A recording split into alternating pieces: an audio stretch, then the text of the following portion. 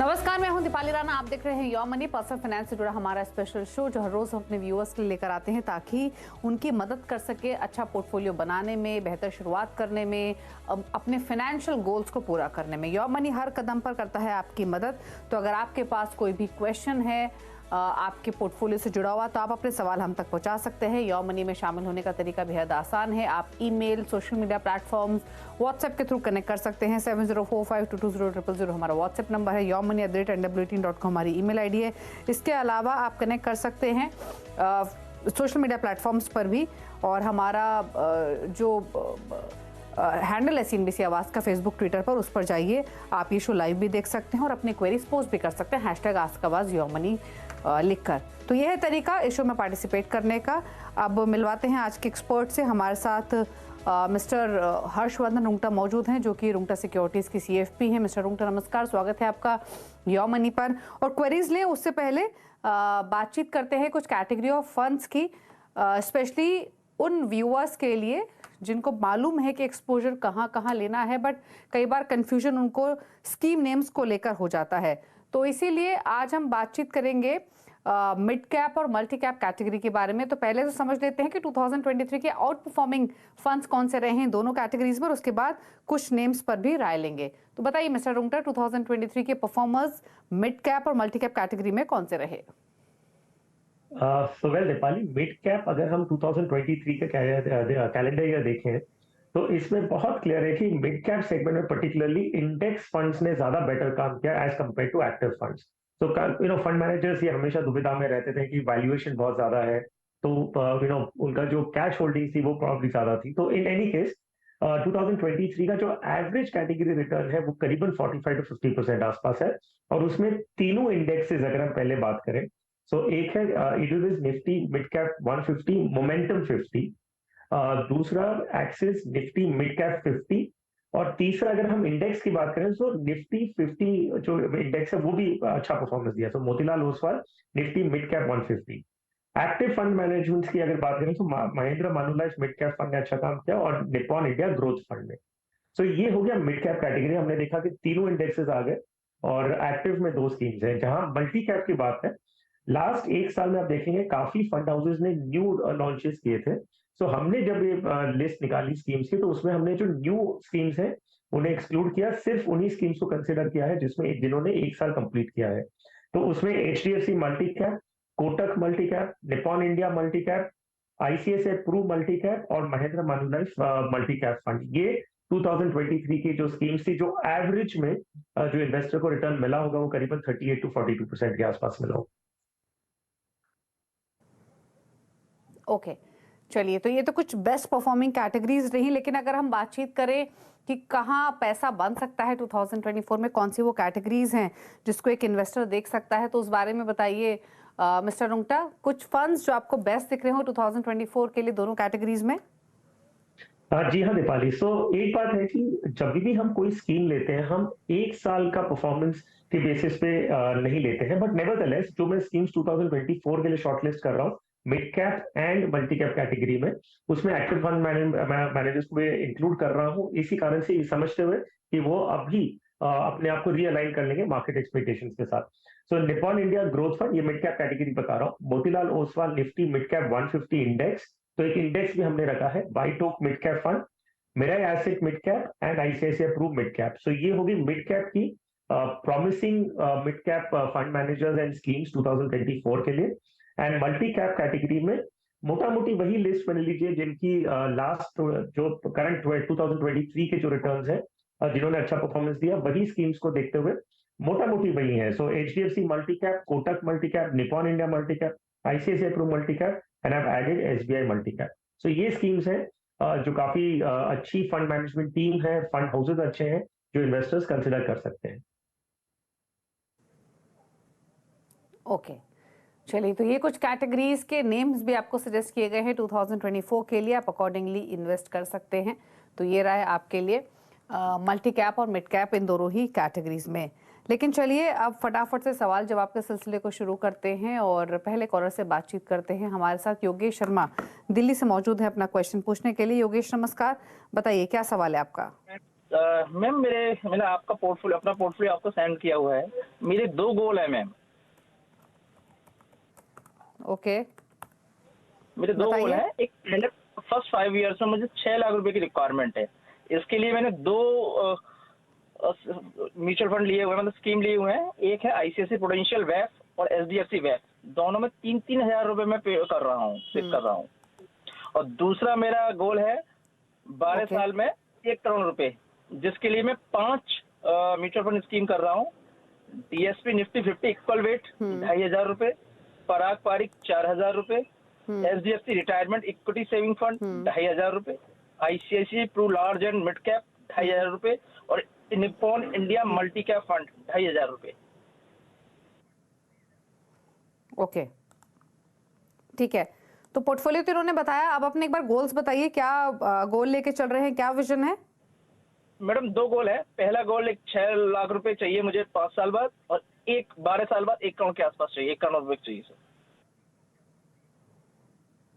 Okay, तो 5 साल में 6 लाख, 12 साल में 1 करोड़ का लक्ष्य है। पोर्टफोलियो की वैल्यू 1 लाख है। 20,000 की एसआईपी चल रही है। फंड्स के नेम इन्होंने सजेस्ट किए, मैं क्विकली रिपीट कर देती हूँ। इनके पास है ICICI Pru balanced advantage, DSP Nifty 50 equal weight, HDFC balanced advantage, Parag Parikh flexi cap, HDFC retirement, ICICI Pru large mid cap, Nippon India multi cap. बताइए क्या सजेशन इनके लिए?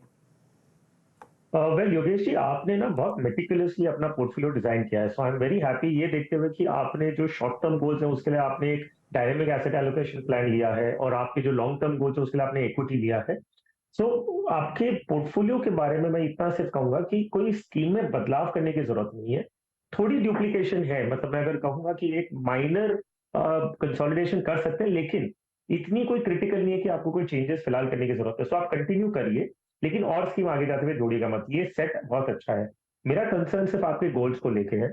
आपने कहा कि 5 साल में आपको 6 लाख रुपए चाहिए, और 12 साल बाद 1 करोड़ रुपए। सो अगर हम आपका रिटर्न एक्सपोलेट करें 10% और 12% से, तो आपको अपना इन्वेस्टमेंट महीने का डबल करना होगा, तब जाके आपकी पूरी राशि इकट्ठा होगी। एज ऑफ नाउ ये इन्वेस्टमेंट से आपके सारे गोल्स पूरे नहीं होंगे, लेकिन ठीक है, जितना जितना आप गोल के पास आ सके उतना बेटर। आगे जाते हुए अगर इनकम बढ़ती है और एसआईपी बढ़ा सकते हैं तो जरूर बढ़ाइएगा। ओके, चलिए, तो ये आ रही है आपके पोर्टफोलियो को लेकर। आपकी स्कीम सब अच्छी हैं, आप इन्वेस्टेड रहिए इस पूरे ही पोर्टफोलियो में। और रही बात आपके गोल की, तो आपके दोनों लक्ष्य भी संभव हैं आपकी इस इन्वेस्टमेंट के जरिए। तो इन्वेस्टेड रहिए, टाइम टू टाइम अपने बस पोर्टफोलियो को रिव्यू करते रहिए, यही सजेशन है आपके इस पोर्टफोलियो पर।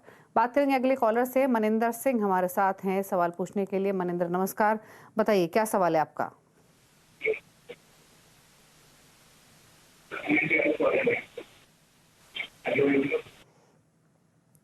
मनिंदर सवाल पूछिए प्लीज अपना।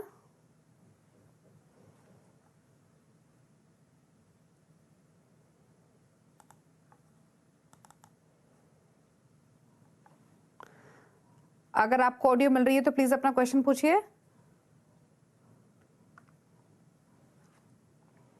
मुझे लग रहा है इनसे बातचीत नहीं हो पा रही। 46 ईयर्स इनकी एज है, अपने पोर्टफोलियो पर राय लेना चाहते हैं। 12,500 के एसबीआई इनकी टोटल एसआईपी चल रही है। और जैसे इन्होंने जो डिटेल्स हमें भेजी हैं, इसके अलावा इनकी कुछ लमसम इन्वेस्टमेंट भी हैं। एसबीआई कॉन्ट्रा में इन्होंने लमसम इन्वेस्ट किया हुआ है, और 1 लाख के आसपास का। पीपीएफ में भी 1.5 लाख रुपए का इन्वेस्टमेंट ये कर रहे हैं। 15 साल में 1 करोड़ का टारगेट है। फंड्स अगर इनके देखें तो ICICI Pru large and mid cap में 2,000 रुपये महीना ये डाल रहे हैं। इसके अलावा इनके पास है Nippon India small cap fund, यहाँ भी 2,000 रुपये की एसआईपी है। SBI small cap, SBI magnum mid cap, HDFC mid cap opportunities, HDFC multi cap और जेएम फ्लेक्सी कैप। तो ये है इनका पोर्टफोलियो। बताइए इनके फंड चॉइसेस और इनके गोल पर आपकी राय। सुमित नेपाली, अगर हम देखें तो इनका जो महीने का इन्वेस्टमेंट है प्लस लमसम, ये पूरा जो अगर हम जोड़ के अगर फ्यूचर वैल्यू पे देखते हैं, तो इनकी जो गोल्स हैं, जो 15 साल में 1 करोड़ रुपए चाहिए, उसके लिए इन्हें करीबन 20,000 रुपए महीने का करना होगा। सो करंट 12,500 रुपए है, जो इन्हें बढ़ा के इन्हें 20,000 रुपए तक महीने का करना होगा। जो इनका पोर्टफोलियो है उसमें भी बदलाव करने की काफी जरूरत मुझे लगती है, तो मैं इस हिसाब से आगे आगे क्यूरेट करके दे रहा हूँ कि 12,500 रुपए वो इस तरह से सिर्फ 4 स्कीम में इन्वेस्ट करें। और ये 4 स्कीम भी मैंने इनकी एग्जिस्टिंग पोर्टफोलियो में से ही दिया है, तो कुछ ज्यादा बदलाव नहीं करने होंगे, फोलियोज नए क्रिएट नहीं करने होंगे, सिर्फ अमाउंट बढ़ानी होगी। सो एसबीआई कॉन्ट्रा फंड में 3,000, ICICI large and mid cap में 3,000, एचडीएफसी मल्टी कैप में 3,500 और SBI magnum mid cap fund में 3,000। सो ये सारी स्कीम्स उनके एग्जिस्टिंग पोर्टफोलियो में से ही है। इसके अलावा जो इनके पास इन्वेस्टमेंट्स हैं, जो बाकी स्कीम्स हैं, उन सब में से रिडीम कर ले और इन्हीं 4 स्कीम से उन्हें वापस री इन्वेस्ट करना है। सो इनका पोर्टफोलियो कंसोलिडेट हो जाएगा। आगे जाते हुए अगर ये 20,000 रुपए महीने की एसआईपी करना चाहते हैं तो इन्हीं स्कीम्स में ये एसआईपी की अमाउंट बढ़ा लें। ओके, चलिए, तो ये सजेशन दिए गए हैं आपके पोर्टफोलियो को लेकर। अकॉर्डिंगली आप चेंजेस कर सकते हैं। आपके पोर्टफोलियो को लेकर सलाह दी गई है। और रही बात आपके गोल की, तो आपको 20,000 के आसपास की एसआईपी करनी पड़ेगी अपने गोल को हासिल करने के लिए। ये सजेशन आपके पोर्टफोलियो को लेकर दिया गया है। थोड़े से बदलाव करने की जरूरत है, बहुत ज़्यादा फंड्स रखने की जरूरत नहीं है। ICICI large mid cap, SBI magnum mid cap, SBI multi cap और एसबीआई कॉन्ट्रा, यही फंड्स आप रखिए। कितना किस फंड में पैसे डालने हैं वो डिटेल्स आपकी स्क्रीन पर है, नोट कर लीजिए। 3,000 डालिए आप ICICI large and mid cap, SBI magnum में, एसबीआई कॉन्ट्रा में 3,000, एचडीएफसी मल्टी कैप में 3500 रुपये महीने डाल सकते हैं। 15 ईयर्स में 1 करोड़ का कॉर्पस पॉसिबल है, लेकिन आपको एसआईपी अमाउंट इंक्रीज करना पड़ेगा। एक साथ इंक्रीज नहीं कर सकते, तो स्लोली कीजिए। 12,500 की एसआईपी तो आप ऑलरेडी कर ही रहे हैं। तो जैसे जैसे आपकी इनकम इंक्रीज हो, आप थोड़ा थोड़ा एलोकेशन बढ़ाते चलें हर साल। डेफिनेटली आप अपने गोल को पूरा कर लेंगे। बात करते हैं शिबू से। शिबू हमारे साथ कनेक्टेड है। शिबू नमस्कार, बताइए क्या सवाल है आपका।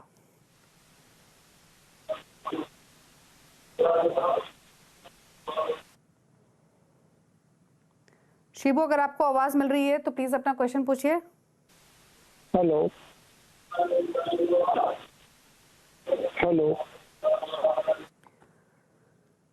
शिबू, आपको ऑडियो नहीं मिल रही है क्या?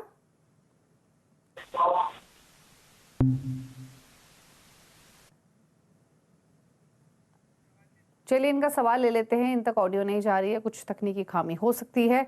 9,000 की एसआईपी चल रही है। 20 इयर्स का इनका होराइजन है। पोर्टफोलियो इन्होंने हमें भेजा है। बहुत सारे फंड्स रखे हुए, मेरे ख्याल से 9,000 के एसआईपी के लिए 9 ही फंड्स इन्होंने लिए हुए हैं, क्योंकि 1,000 ईच ये 9 फंड्स में पैसे डाल रहे हैं। फंड्स कौन से हैं? Edelweiss equity savings fund, Mahindra Manulife multi cap, DSP Nifty 50 equal weight, Quant large cap, Axis growth opportunities, Motilal Oswal Nifty micro cap 250 index fund, Parag Parikh flexi cap, Kotak emerging equity और टाटा स्मॉल कैप। इन सभी फंड्स में, यानी 9 फंड्स में 1,000 each डाल रहे हैं। कब ये शुरुआत की है इन्होंने एसआईपी की, इसके बारे में डिटेल्स नहीं है, बट कंसीडरिंग अभी ये पोर्टफोलियो बनाया है, तो अब से लेके 20 साल बाद में कितना एक्यूमुलेशन ये कर पाएंगे और पोर्टफोलियो में क्या कुछ बदलाव की जरूरत है।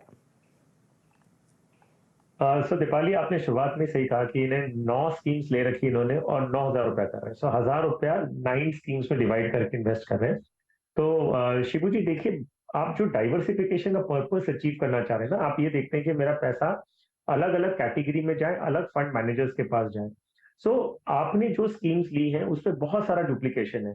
1,000 रुपए के लिए अगर आप एक फंड मैनेजर के पास पैसे दे रहे हैं तो आप रियल सेंस में कुछ मेजर डाइवर्सिफिकेशन नहीं है, पोर्टफोलियो ओवरलैप्स होते हैं। और 1,000 रुपए एक स्कीम में दे रहे हैं, इससे अच्छा आप क्यों ना एटलीस्ट 3-4 हज़ार रुपए एक स्कीम में दें, तब जाके आपको है ना, आपका आपका रियल स्पीकिंग में आपका कोई रियल पर्पस मीट नहीं होता। जब आप 9 स्कीम्स रखते हैं, आपके खुद के ऊपर आपने बहुत ज्यादा है ना बर्डन ले लिया है कि भाई कभी कुछ चेंजेस करने को, एडमिनिस्ट्रेटिव काम होगा, तो आपको सारी स्कीम्स में जाके बदलाव करने होंगे। सो मेरी सलाह ये रहेगी कि आगे जाते हुए आप 9,000 रुपए जो निवेश कर रहे हैं वो इन्हीं 4 स्कीम्स में करिए जो मैं नाम अभी लेने वाला हूँ, और ये आपकी एग्जिस्टिंग पोर्टफोलियो में से ही है।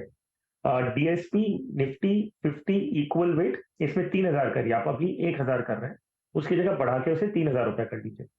पराग पारिक फ्लेक्सी कैप में 2,000, कोटक इमर्जिंग इक्विटी फंड में 2,000 और टाटा स्मॉल कैप में 2,000। अब अगर आप कैटेगरी वाइज देखेंगे, मैंने आपके लिए लार्ज कैप रखा है, जो आपका निफ्टी 50 इक्वल वेट है, वो एक लार्ज कैप इंडेक्स फंड है।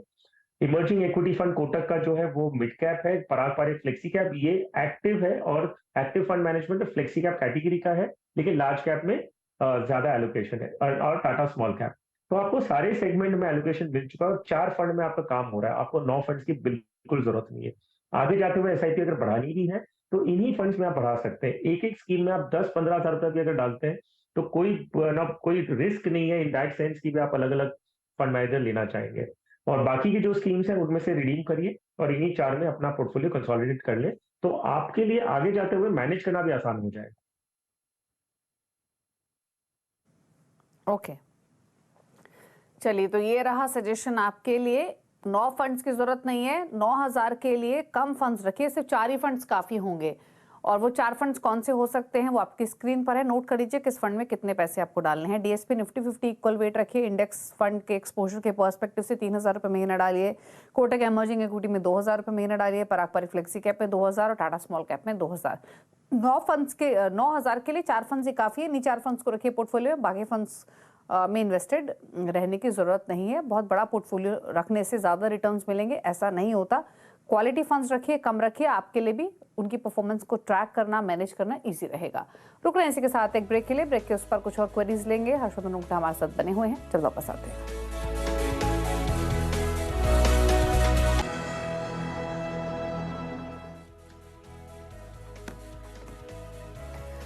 आप देख रहे हैं योर मनी और मिस्टर हर्षवर्धन उंगटा हमारे साथ मौजूद हैं आपकी सभी क्वेरीज को आंसर करने के लिए। फटाफट से कुछ और क्वेरीज को ले लेते हैं और बातचीत करते हैं कुछ और कॉलर्स के साथ। और अगला सवाल पूछने के लिए एक और कॉलर हमारे साथ कनेक्टेड हैं। हमारे साथ हैं भरत, इनफैक्ट अपना क्वेश्चन पूछने के लिए। माफ कीजिए, अरुण हमारे साथ हैं। अरुण नमस्कार, बताइए क्या सवाल है आपका?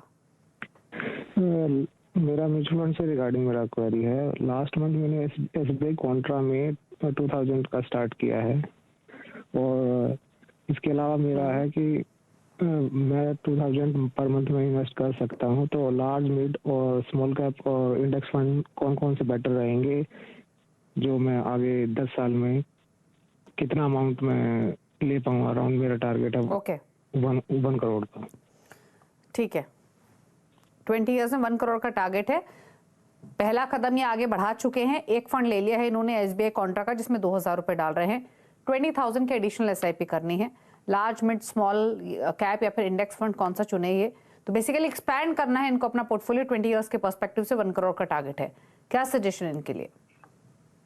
सो वेल, या अरुण जी, आपने जो बताया ना कि कौन सा सेगमेंट अच्छा होगा आगे जाते हुए, सो वेल हर एक लार्ज, मिड, स्मॉल कैप जो भी कैटेगरीज होती है, हर एक कैटेगरी के खुद के फायदे नुकसान होते हैं। रिस्क रिवॉर्ड रेशियो जो होते हैं वो होते रहते हैं।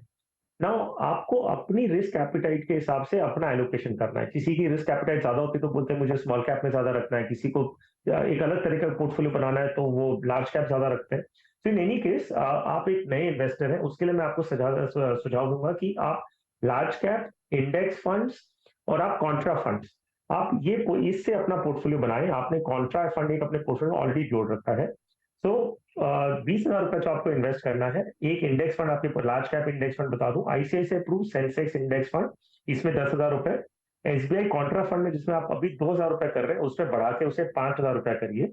और कैनरा रिबेको इमर्जिंग इक्विटी फंड, इसमें आप 5,000 रुपए करिए। तो ऐसे 20,000 रुपए आपका 3 अलग कैटेगरीज में चला जाएगा।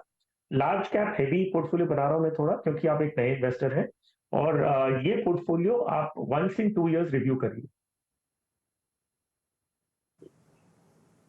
ओके चलिए, तो ये सजेशन है आपके लिए। 4 ही फंड्स काफी हैं या फिर 3 फंड्स आप रख सकते हैं, जिसमें SBI equity magnum, SBI flexi cap और टाटा स्मॉल कैप, ये कैटेगरीज।